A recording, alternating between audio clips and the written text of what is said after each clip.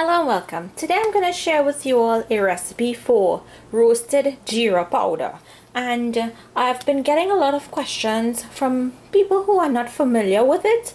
And it's a product that we get in Trinidad. I've never seen it from any other country that's roasted. I always see cumin powder, and cumin powder is the cumin seeds, which I have here, or we call it Jeera seeds in Trinidad. And usually you get them grounded in a powder form, but they're not roasted. And when we talk about Jeera in our recipes in Trinidad, we either talk about this whole grain Jeera, or we talk about this Jeera that has been roasted and then ground into a fine powder.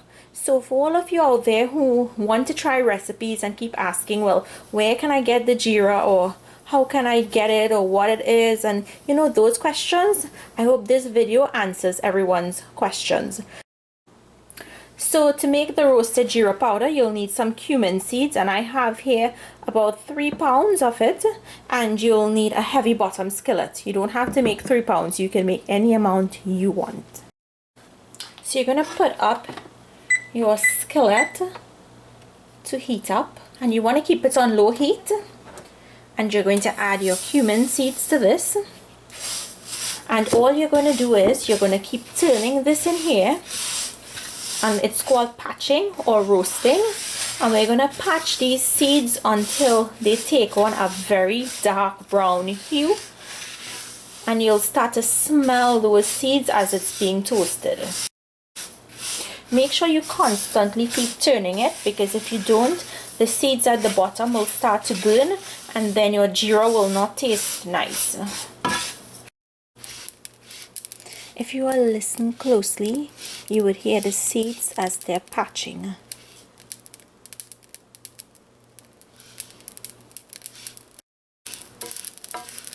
Can you all see how the Jeera or the cumin seeds is already taking on a darker color? So this needs to still patch some more.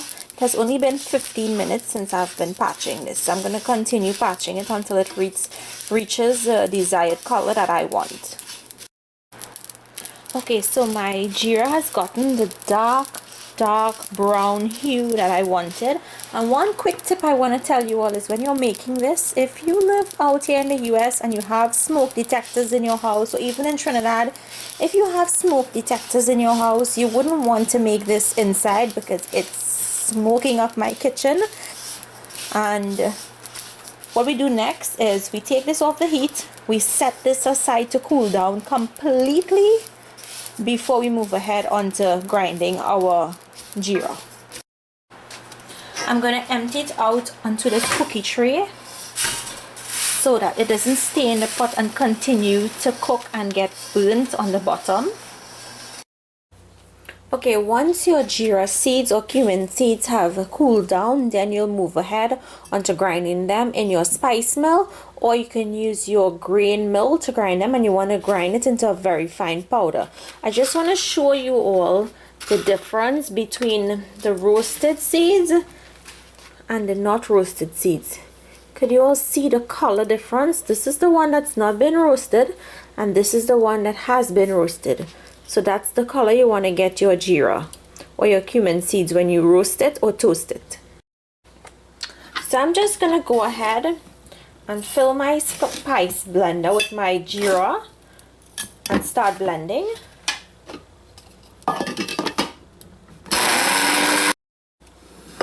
Okay, so I just did one set. Just want to show you all.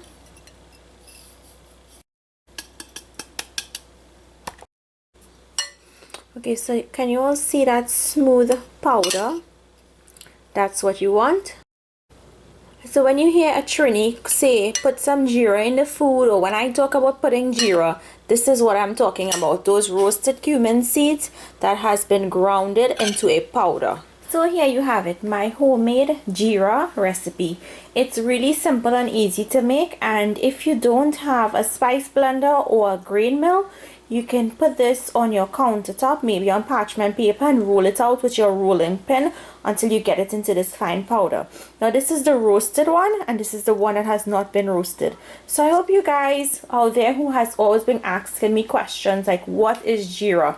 Where can I get it? We cannot get it out here in the US. Well, here you go. This recipe, you can make it yourself, and you don't have to make a big amount like I did. You can probably just make 1 cup, because you wouldn't be using this every day if you're not making a lot of Trinidadian dishes. So maybe a half to 1 cup I would suggest that you make, and you store it in an airtight container and you put it into your pantry. So I hope you guys enjoyed this easy how-to video. Thank you all for watching, and I'll see you all another day in another one of my videos. Enjoy!